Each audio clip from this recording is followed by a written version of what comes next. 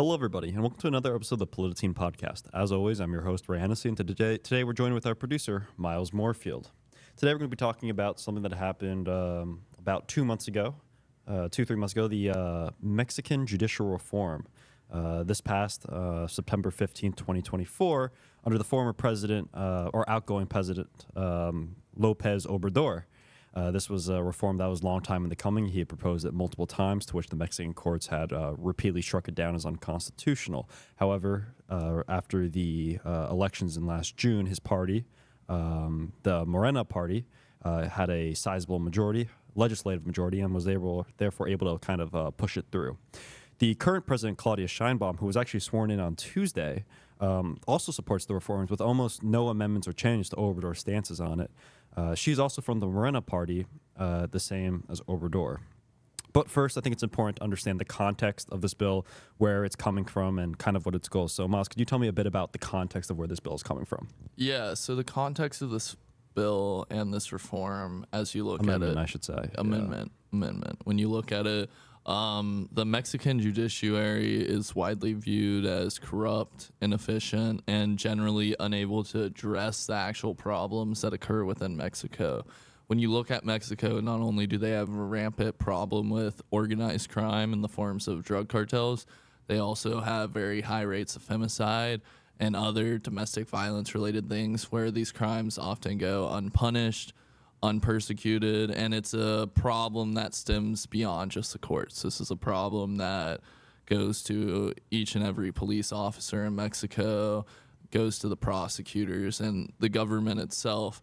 And the Morena party really is a party of the left. You know, it's a party that gains a lot of its support from indigenous Mexicans in the south of Mexico that have widely viewed themselves to be discounted by this ruling elite in Mexico City. And so this is seen as a reaction and a reformist movement to a system that for many Mexicans has not felt nor has in actuality worked for them. So I think that would be the broader context when you're looking at what this means for Mexico and why the Morena party pushed for this. Right, and I think especially looking at the context of the judiciary, especially the state versus the federal levels. Locally and at the state level, judicial salaries are not that good, and there's a lot of red tape. They're also severely underfunded and under-resourced, and because of that, petty corruption is common, and it's actually relatively tolerated. It's understood that if you want to get something done at the state or local level, you kind of have to kind of grease the wheel a bit. It's not unusual for attorneys or people to go and give what they call tips, euphemistically, maybe buy a sandwich. I mean, something as simple as just buying a sandwich for the judge or just any person in law in order to get some of their documents processed through, not even to influence the result of a case. However, the federal judicial system in Mexico is very different. It is viewed as a very elite institution, and the salaries and the pay are very good. At the same time, nepotism is also known to be very prevalent, as you mentioned before. Judges picking people by relation. One study by, I think, Cambridge University Press found that the percentage of judges, the Mexican federal judiciary, that have at least one family member working for them in their own circuit, range from 15 to 78%, depending by state, and typically with the average being 51%. So 51% of judges per each state. Federal judges presiding over certain like district and kind of like circuit courts, how that works here. Yeah. About 51% of them have family members, and those family members per judge ranged from like 1 to 18. And I think, I'm not sure, I think you mentioned this to me, that there's like 1 or 2 families that have like an insane amount of people in the judiciary. I do not know about that. I'm sure I might have said that, but when you look at like the Mexican system, you know, this is not unusual, like nepotism at this level. The problem is, and I think a reason why a lot of Morena supporters are pretty happy with this reform is that clearly it's a broken system. You know, clearly it's a system that favors elites and wealthy people. And like we're talking about nepotism. So why would another elite person rule against another elite company? I'm sure they send their kids to the same private schools in Mexico. They attend the same social functions. They probably pray at the same church in Mexico City. You know, when we're talking about elite class and elite power structure within Mexico, it's very much concentrated around a high-balling percentage of people. You know, they have large corporations that previously were nationalized that are now controlled by select families and stuff. So when you look at Mexico, you see a society that rampantly is unable to deal with the judiciary, especially unable to deal with such nepotism and be able to self-regulate or self-police, if you will. And speaking of self-police, I think it's time to talk about how the current process is done. For reference, a lot of the judicial reform bill or amendment is to change the way that judges are put in place, basically. The current system right now is this. Right now, there's the Federal Judiciary Committee, and it's comprised of 7 members. One is the president of the Supreme Court, basically like the Chief Justice. Then there are 3 counselors appointed by the Supreme Court as a whole, and these come from either circuit or district judges. Then there are 2 counselors who are appointed by the Senate, and there's 1 counselor appointed directly by the president. And they make decisions regarding the appointment, assignment, ratification, the removal of judges, as well as other matters determined by the law. And they also have committees that are responsible for administration, judicial careers, administration of judicial careers, discipline, and creation of new organs and assignments. So basically, they're like the oversight committee. Now, this is the current system in place, or I should say, was. Former. Was. Now it is the former. And let's talk about the main changes of the reform. Firstly, the Supreme Court change. Firstly, the Supreme Court is reduced from 11 members to 9 justices. And because of that, you only need 6 of 9 votes to declare a law unconstitutional rather than 8 of 11. Terms have also been reduced from 15 years to 12 years, and there's no ability to be reelected. Now, the way that the Supreme Court justices, but not only Supreme Court justices, circuit court magistrates, district court judges will be elected is via the popular vote in general elections. However, it's not just a matter of anyone can come along and run. The candidates must be validated by either executive, legislative, or judicial branch committees and particular commissions and other particular commissions in order to be permitted to run. So by the time of June 1st, I think, 2025, about half the judiciary will be up for election, and then the other rest will be up in 2027 at the same time of the Mexican midterms. In total, there's about 1,580 federal judgeships that will be available for election. However, in total, going underneath federal, there'll be over 7,000 judgeships that will be up for election. Yeah, I think that's first off when you talk about reform and we talk about in America how there's not a lot of reform, there's not a lot of massive change. This is a massive change, and this was a massive change powered in totality by the strength of the Morena party. You know, this is a decision that was made by the party that has a sweeping majority and a sweeping mandate to govern in this country. And then if you look at it, there still are these guardrails, if you will. They're different, not the same guardrails. And I think me and Ray have different opinions on the level of guardrails needed. But again, you still have a process where people who supposedly the executive, legislative, and judicial branch will be able to keep out the nuts, you know. So that's supposedly how it'll happen. Yeah, definitely the guardrails are going to be changed as a result of this. I think the traditional sense of separation of powers are being challenged through this reform, and it's be interesting to see how the separation of powers will be maintained after these reforms. This is a very, very sweeping range of reforms. I think it's important to understand here. I'll go into it later on, but this isn't just a matter of how judges are appointed. This reform also includes changes to very fundamental aspects of law and also some of the way that the law is processed and done. So it's not just a matter of how you get these judges in, it's also a matter of how the law will be carried out in the future. And there's a lot of debate basically over this because just about everyone agrees that reform needs to be done in Mexico. The current system is very broken. The big debate is whether or not these reforms are the right reforms and it's the right way to go about it. And I think an example of one of the concerns over the judicial reform that I'll touch really quickly, not related to how judges are picked, but just an example of how wide sweeping these reforms are, is the alteration of what's called amparo. In Mexico and several other Latin American countries, there's this thing called amparo, which is something that we don't quite have here. It's similar to like an injunction, if you're familiar with that. But basically, as an individual, I can file a suit and say that I am being my individual rights are being violated by this law, and this law I don't believe is constitutional.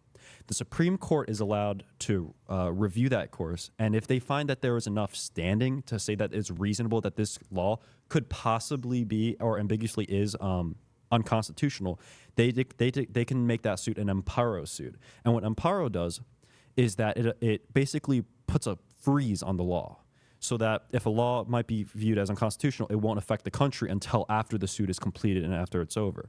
The reform that Obrador implemented within the reform was that amparo will no longer affect the entire country, but only the actual individual plaintiff. So if there's a law that's deemed or is possibly unconstitutional and is subject to judicial review, and the court case presiding over it has not been completed yet, that law still is in effect. However, it is only not in effect for the actual plaintiff themselves. And this is a concern for many human rights organizations, because they view the amparo as one of the stalwart defenses against unconstitutional laws and unconstitutional breaches within many Latin American systems. Again, this is a very Latin American system. But what this reform does is it basically undoes it for a large extent by allowing this law to basically go on uncontested until the courts finish reviewing it. And this is a massive, massive historical change to how the law has been done ever since the, I think, pre-1995 amendments and actually not even pre-1995, it was like 1850s, which Yeah, was 1870s, I think. Implemented. Yeah. Yeah. And it's things like this that really show how wide sweeping these reforms are and how we have no idea the real extent of the implications. And my guess is that when you have reforms this large, some things are going to work great, some things are not going to work and must be rolled back or at least changed. So before we really go into it, maybe find a lot of disagreement, I think it's important that we both acknowledge and realize that there will probably be parts of this that will work, and there will be parts that will not work. And definitely, part of the system of any process is, finding out and testing and seeing what works and seeing what doesn't, and making the amendments as we go. I doubt this reform bill is perfect. Oh yeah, it's not perfect. No reform bill is, I think, ever perfect. Like, look at anything. But I do think it's important also to contextualize what Mexico looked like just 30 years ago in the 1990s. Prior to the 1990s, the Mexican government was very much more authoritarian than the Mexican government we know now.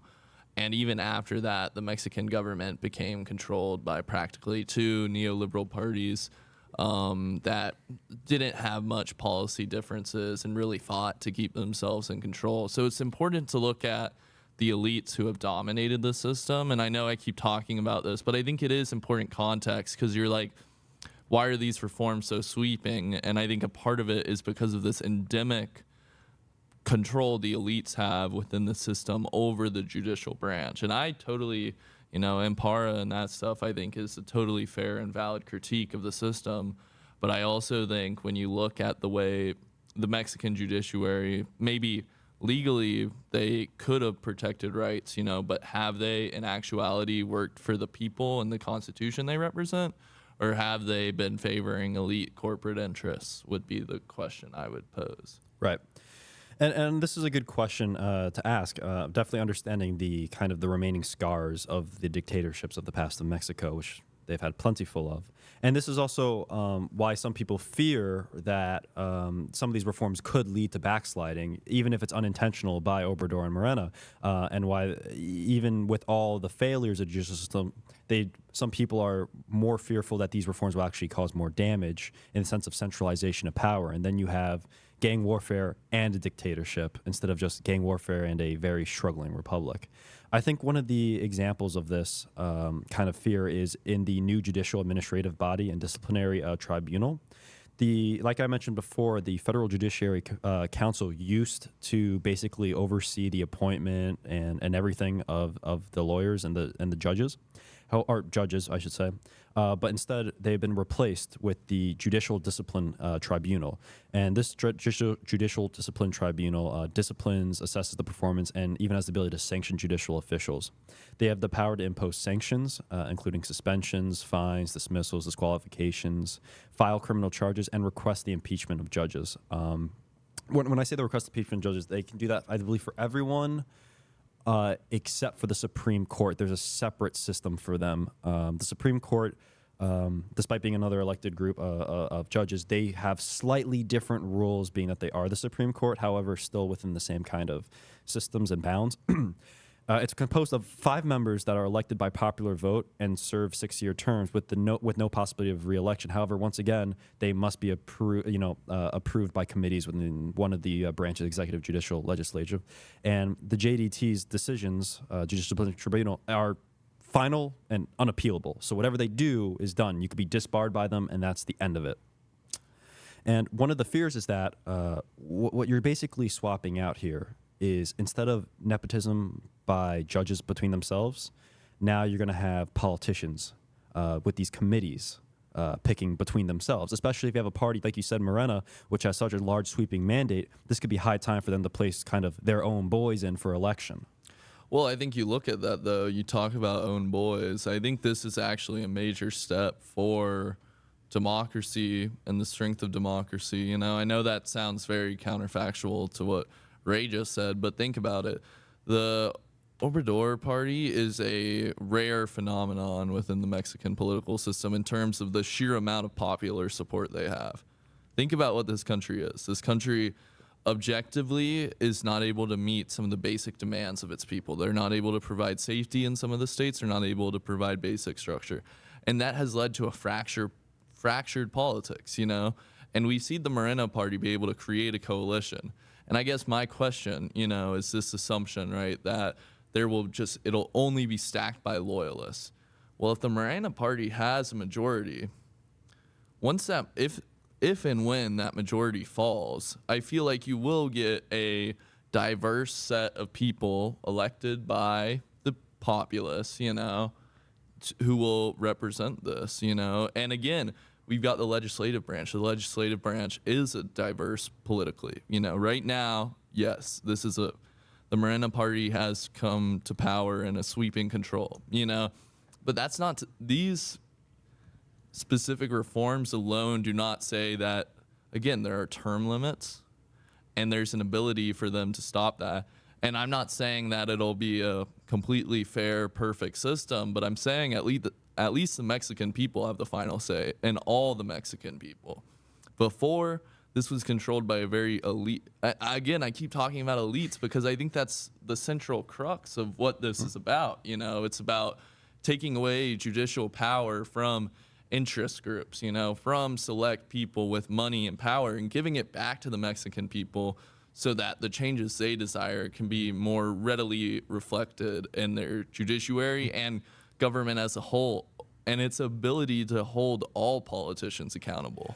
I think a response to that would be, these reforms don't actually give power to the people. All you're doing is moving the elites. You're giving the power of the judiciary from one group of elites to another, and I'll explain why.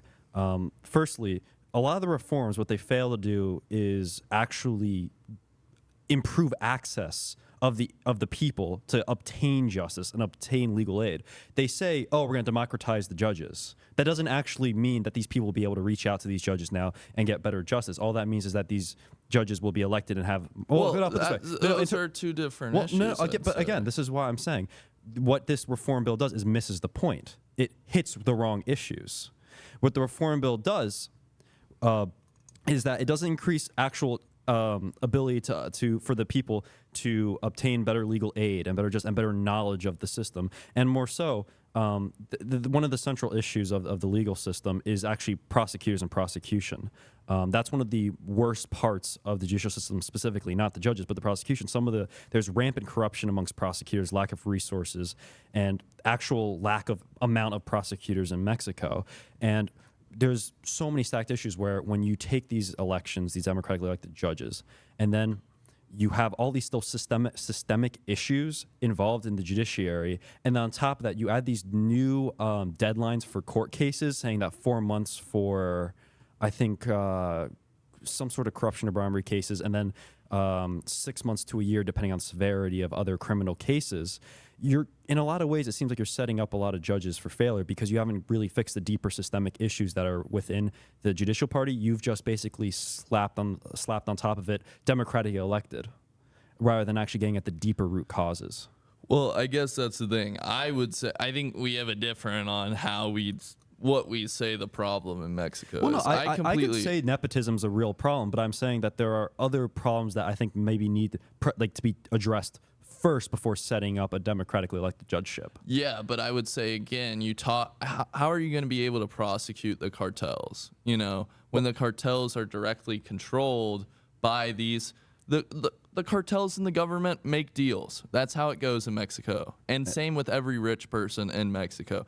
There is an ability and a level of communication and collaboration between all these groups of people because there are armed, violent gangs and militias that are about, you know? Yeah, I mean, I don't think any of these I don't think any reform anytime soon is going to eliminate the cartel problem. Let's be honest. But it's about ameliorating a lot of the problems. And you want to talk about these, like, you know, having to make deals and all this nepotism calls. Like, now these judges have to run, and they're guaranteed time on television, and they're guaranteed speaking time, but you need money to run. And they're going to go to other special districts to help their elections to run and win these elections. So this is why I believe with these democratically elected judges, you're not getting rid of the elites. You're now changing out the elites and giving basically a different group of elites. Who has the lever, though? The people make the final say. Like, that's not true, though. I mean, the people do have the final say, but it's at the same time, it's Congress. It's the committees that pick of their choice. It's like the uniparty in America. Do you want this one or this one that's slightly more left wing? Yeah, but that's actual changes. Like, if that's your critique of what this reform is, then I'd say you're critiquing the powers of democracy. Like, I agree with all these critiques of democracy. There should be less moneyed interest. There should be all that. But this is a country that has been like destroyed by large corporations, you know, and nationalized entities that have taken away actual real opportunities for people. I agree that there are great systemic problems. However, at this moment I don't necessarily agree on principle with the election of judges, but that's besides the point. I think for a case like Mexico, it's worth trying it out. The system is so disastrous there. I'm rather ambivalent. I'm waiting to see what happens. It could come out very well. I don't know. I'm cautious about it. I have many concerns about it because I don't think it hits a lot of the underlying issues of the judicial system. And I think when a lot of people talk about how it's going to be fine, power to the people, you have to look at, I think, the greatest comparison you can give, which there's no great comparison, is like Bolivia, for example. What happened in Bolivia, where the courts, where the quality of the courts really enhanced? Did the people really have a sense that they gained more justice? And the answer was no. In Bolivia, for example, they elect their constitutional and Supreme Court, basically the two highest courts. The constitutional court decides the constitutionality of laws, hence constitutional court, the government power, and treaties in accordance with the Constitution. 7 judges, 7 alternates. The Supreme Court decides ordinary jurisdiction, 9 judges, 9 alternates. So anything not related to constitutional matters, basically, the Supreme Court decides at the highest level. In Bolivia, the perceived legitimacy of the constitutional court increased only among the people sympathetic to the government, the party in charge. Oh, just like the United States and our Supreme Court. Like, so for real, like you've seen a draft, like I get what you're saying. This is all true, but this is also true of any judicial system where judges are selected by political. But what I'm saying, that's very true. Yes. But what I'm saying here is that like even having a more democratically elected system doesn't actually ameliorate. It leads to the same problems here, which is why I don't think that democratization is as good of a plan as people think it is. Overall, the trust and the perceived legitimacy of the Constitutional Court decreased significantly among the general public. Again, yes, it's true. In America, there's similar trends. But it's proof here that democratization doesn't negate the trend. So it's not a solution. But that's not the problem in Mexico. That's what I think we fundamentally disagree. You think I'm not saying democratizing a court solves every single issue. I'm not even saying it fundamentally will alter who is able to influence. However, we've seen right now in Mexico. Wait, so then what problems does it solve? Okay, we'll get to it. In Mexico right now, we have a left-wing coalition that has not, like, it is truly groundbreaking in Mexico. We're seeing investment in indigenous communities that we have never seen. We're seeing political amplification of poor voices that were simply not present within the political spectrum. You know, there are more people now than at any other point in Mexico that are politically involved, politically active, and politically engaged. And these people now have the ability to make choices on their judges in a way nobody else ever, no other time in Mexico has that been possible. And I get what you're saying. Yes, we're not going to solve the prosecution crisis. But by having Democratic judges in office, right, there will be at least one more step, one more hurdle they have to go through to get to that position instead of just being selected by a bunch of corrupt people. But what problem does that solve for the average citizen? Because now the judges have to appeal to the average person. They have to appeal. And you may think that's wrong because you believe in judicial impartiality, but I believe no judicial politics is impartial. Even if anyone could appeal, politicians appeal all the time, doesn't mean they actually reflect the will of the people. Will that actually lead to better judicial outcomes? Define judicial, because if you are talking about how many cases, I could ask you, by what metrics will anything improve other than people maybe having more choice? By more metrics, okay, let's think about it. When there's a large corporation that is clearly grifting the Mexican people, when there are these giant corporations, these giant cartels of companies, right? Mm-hmm. Sure. Previously, the Mexican courts have been controlled by corporate interests. Mm-hmm. They've also been controlled by foreign interests. Mexican courts consistently rule in favor of American companies within Mexico. Okay. They've consistently done that. Mm-hmm. Under this system, the Mexican people will be able to punish judges that decide that they will rather favor elites and corporations over the interests of the working man. See, I mean, I fundamentally disagree. I would like that to happen, but I think because of extraneous factors, that won't happen.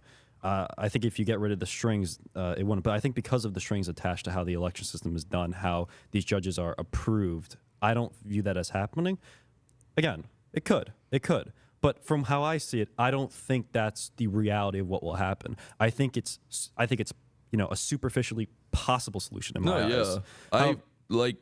Arguably, like, full transparency here, we decided to do this episode because my friend, who's like a super big leftist, sent me this podcast, right, on Mexican judicial judges, and I listened to it and I was like, dude, this is a terrible, terrible idea.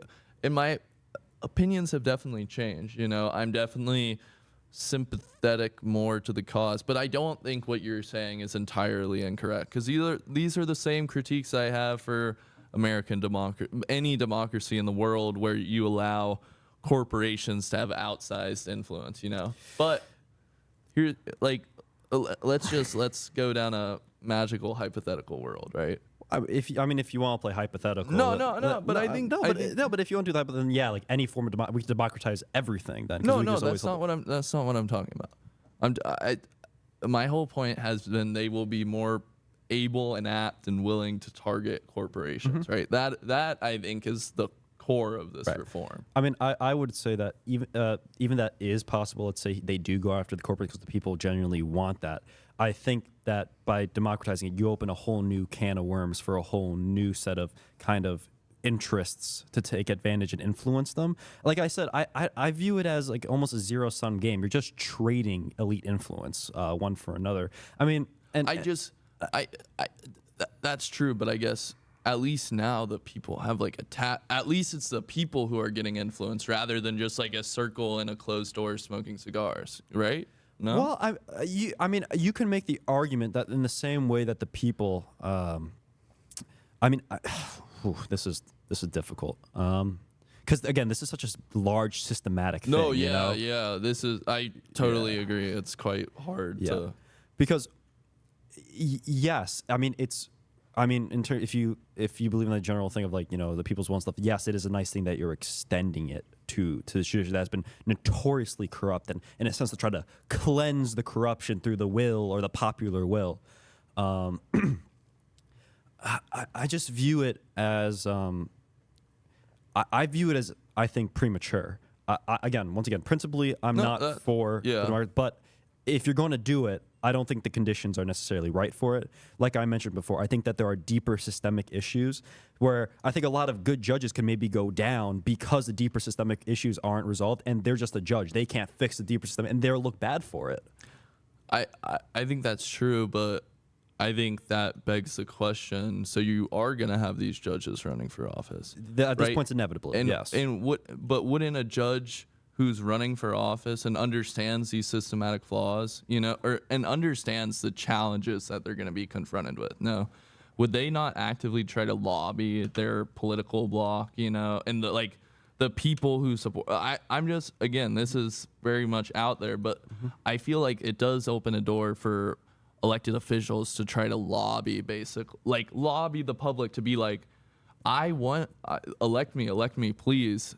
But you also have to elect people who are going to fix, I think it actually opens the door for judges to be an advocate for this judicial reform, for the prosecute, that you can say, hey, I don't have enough resources, Yeah, I don't see. Obviously nepotism, but I don't see how an unelected judge could do the same and say. As a unelected, let's say in America, right? I know very different America, yes, but as an unelected judge, in theory, you can go, look, I want to prosecute. I don't want to have my area locality be overridden with crime, but I don't have the resources. And I think you should go. I think it's like in Mexico right now. You don't see that. You know what I mean? You don't see these judges actively. I'm not saying all judges, but I'm saying it's been 30 years the same. And again, I'm not arguing for status quo. Yeah. We're just arguing for different changes. I think for me it's a both and here. I think for you it's the more prosecutor and then I think it's all probably it's not net that positive. It's not that I don't think the election again it was a total bad idea. Again, not the time, but my biggest fear out of these is at the end of the day it politicizes the judiciary to the point where it becomes dysfunctional. Again, I'll give. Boy, do we know anything about that, folks. No, I'm kidding. That we're nowhere near that. I was gonna say that was a false comparison. I'll give the example. I'll go back to Bolivia for one second because I think this is a very interesting thing. Well, no, but let me just say something. Like we mentioned before, the legislature or the certain committees have to approve judges, right? Mm-hmm. So, for example, for selecting federal and Supreme Court candidates, the President, Supreme Court, the President and Supreme Court can nominate. And then Congress needs to can nominate, but you need a 2/3 majority vote to submit candidates. Now, here's my question. Let's say you have a real locked parliament or Congress, like how you did in Bolivia over in 2023. When the time came around to have the next set of Supreme Court elections, they didn't have enough people on the list to fill the seats. And there was a constitutional crisis, a judicial crisis. And there were protests and marches in the street because there was deadlock. Neither party wants to give up any potential position of power to the Supreme Court, which could determine whether or not Evo Morales could run again for a third term. And it led to real extreme gridlock and deadlock, and the elections had to be postponed. I don't even know. The elections, there was already gridlock, and then it affected the judicial courts. Yeah. And then I think that is. Well, yeah, there was already gridlock. The judiciary being elected didn't cause the gridlock. No, it exacerbated, and that's my fear. Right now, you can say, oh, it's fine. The Moreno party is in a position where you could fill these lists, and even if it's not my boys, but it's or our boys, but it's real hardworking, good guys. You have to think about the durability of the judicial system or any branch when the other branches are faltering. And love or hate the American system, relatively each branch is relatively sturdy when the other two are, or the other one is kind of faltering. When you try to merge here the Mexican system with the judiciary, and I think you're merging the parliament, the legislative a little too closely here. Wait. Let's talk about America for a second, right? Okay. You're saying, remind me again, how many Senate votes do you need to confirm somebody? I think it's a simple majority for confirmations. Yeah. So 51, right? Yeah. So that's a much more generous than 2/3. I totally would agree with that. I'd probably more so agree with a 50% split. But even still, right now in the the democratization, the Supreme Court judges are not elected in the United States, but we are seeing the same. Your problem is the problem of political polarization and inability for people to agree. And what I would say is I think that's like comes with any judicial like I think America is actually a great example of political polarization happening, and we should be so thankful that the Senate usually goes with the president. But what happened when Mitch McConnell said, no, we're not going to vote on Merrick Garland? There was gridlock. The president was unable to confirm somebody, The difference is this, right? There's gridlock. There's one Supreme Court justice missing, so now you have 8 Supreme Court justices. Yes, there was gridlock, and the system came to a near standstill. But it's not the constitutional crisis that erupts out of a country like Bolivia. No, yes, that's fair. Do we know if it's staggered elections? In Bolivia? No, in Mexico. Oh, for this I think it's I think for all of them it's half. I don't at least for now. I think Bolivia does all of them at the same time. I don't know. I don't know if Mexico staggered. Yeah, because I think if it was staggered, I think that would give a lot of credence to the ability to. Possibly, but then what? It's 9 Supreme Court justice, so it'd be 4 and 5, 4 and 5. Yeah. So, like the 4 years, not a lot will get done. But the 5 years, the 5 years there'll be a majority. I'm so for real though, Like I think your critique is valid, but I think if they stagger it, I think we'll have a system like the U.S. where like we won't like maybe, and also like. My other question would be, so the legislator, right? Well, first off, the Supreme Court also chooses people to go for election. Like they're a part of the committee process, I'm pretty sure. For what? For they're a part of like the selection, because isn't it like 2 from the Supreme Court? Well, no, that's the old system. System. Okay. The current system is, I mean, even now the Supreme Court still has influence because the president could put people up for appointment. Not appointment. Put people up for a possible election. Yeah. The Supreme Court, by consensus, I'm pretty sure can, and 2/3 of the legislature can.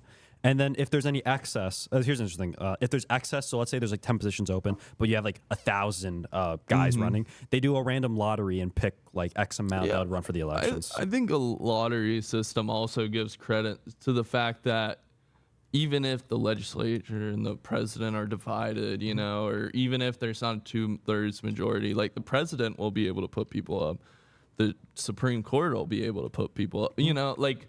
But then wouldn't it seem kind of I don't well, this is just a problem inherent with any democracy. I could see legislature really can't do anything. The president's just going to appoint a few guys and be like, yeah, pick one of these. That's not a great option. Yeah, like it's not a great. Don't get me wrong. Like it's not a great option, but I think like arguably, I think it is a pretty well thought out.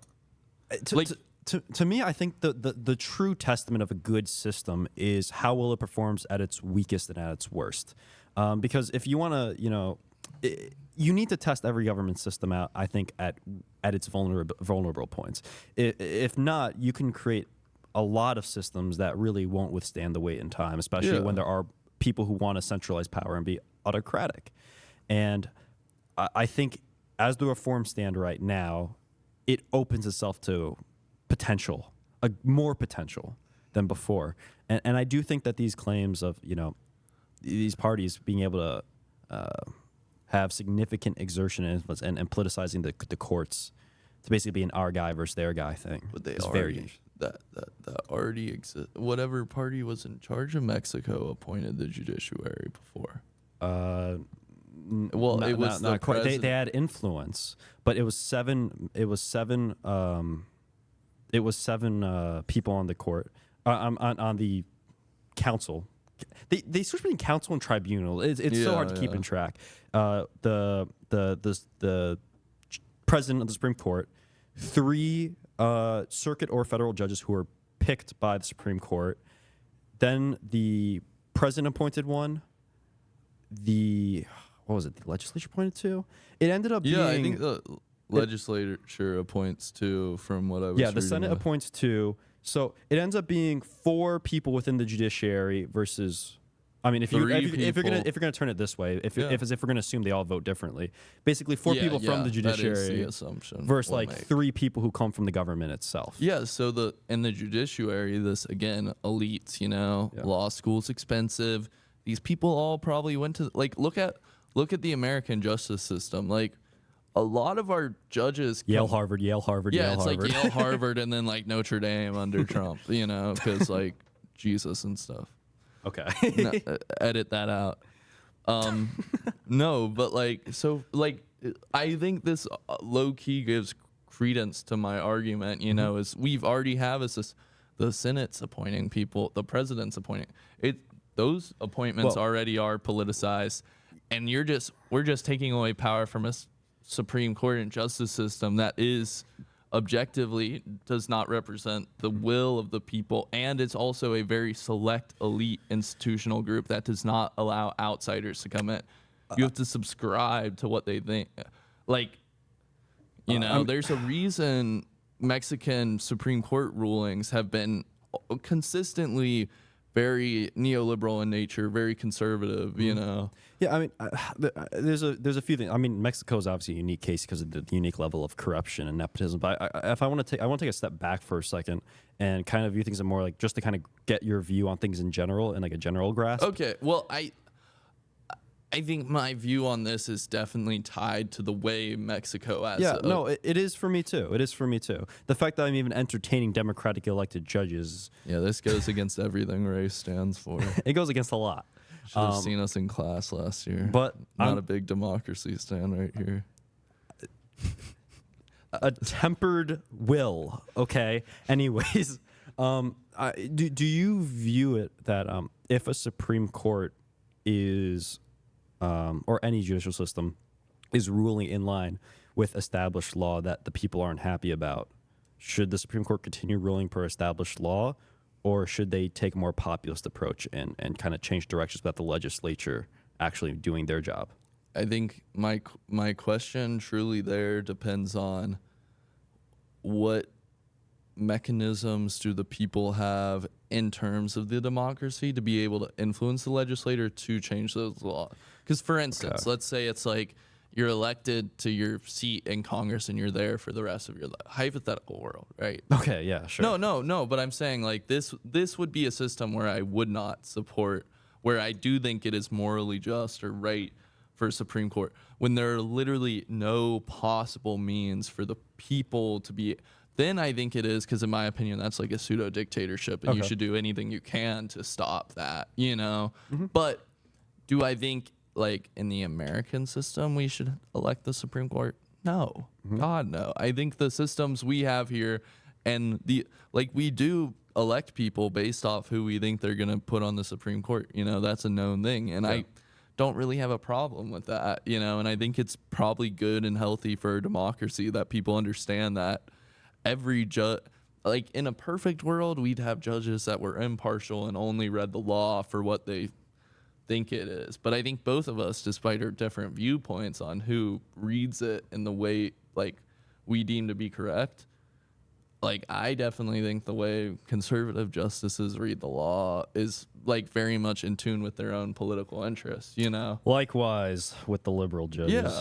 Yeah, and I think that's like just the nature of a judicial system. Is like these judges don't exist. Like I think that's my problem with like when you talk about like judicial independence and stuff, is like they're never actually independent from like these core ideological partisan beliefs. Yeah, I mean you'll never get a true separation of not only powers but a separation of personal beliefs versus and like ideology.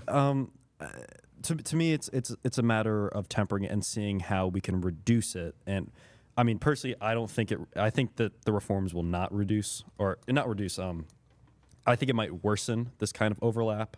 Clearly, I think you have. Oh, I will definitely agree. Okay. I just in the Mexican case, I think it's like it's so bad it's necessary. Yeah, it's like a necessary evil. Right. Like. Yeah, I get that. It's tough because I think no one could really know, like I said, the implications of this reform. It's so new, and really it's a very radical reform. I think we could both agree no other country It's on earth never has been ever done it before. Like in the modern context, like me and Ray are talking about ability to influence elections. Mexico in 1870, that's the last time they voted on their judges, right? 1870, mass media did not exist. Corporations only existed in like the East India Company, you know, and like Dutch like traders. That was it. Granted, my years might be off on that stuff, but you get what I'm saying. United Fruit. Yeah, facts. There you go. Talk about destabilizing Mexico, man. Yeah, I mean, there's a lot more factors that we'd even begin to touch on because of how wide encompassing it is. There's a question on, whether or not foreign investment will be shaken by this or not, how this might play to how this might change how the courts stand against the corporate world, whether or not there will actually be differences, whether or not the judges that will be elected will be able to keep up with a lot of the new pressing demands of the people, and whether or not the system is able to endure and facilitate free, fair elections for these judges. Like I said, over 7,000 judges will be. That's a lot of That's a lot of elections. So it's a very, very big task that Mexico has decided to bring upon itself, and I hope them well. It's very ambitious, but only time will tell. Yeah, and this is actually like the reason we're talking about this stuff is, as anybody who follows the news know, we're entering NAFTA negotiations soon. NAFTA. Donald Trump, has called for tariffs on both Mexico and Canada. The 51st state. Yeah. Oh man, the amount of Twitter things I've seen about that have been hilarious. So like these leftist people being like, Donald Trump's such an idiot. He doesn't understand. They're all going to go woke, baby. It's quite funny. But no, like in all seriousness, I think a lot of times here in America, we neglect to look at the domestic factors that play in both Mexico and Canada, and how we judge what they're going to do on this world stage, how they're going to react to this, I would say also a radical change in United States trade policy, and like, me and Ray, of course, will hash that out on a different episode. But all that being said, it's about showing context and showing where these countries are and where they're going. Yep. So, yeah. The neoliberal world order is dead. People are trying to scramble for a new system. Thank you for listening. This episode was brought to you by our researchers Trex Jones and Michael Schur. This episode was also brought to you by the Ox Institute. For more information to keep up with them, follow them at oxinstitute.org. Thank you.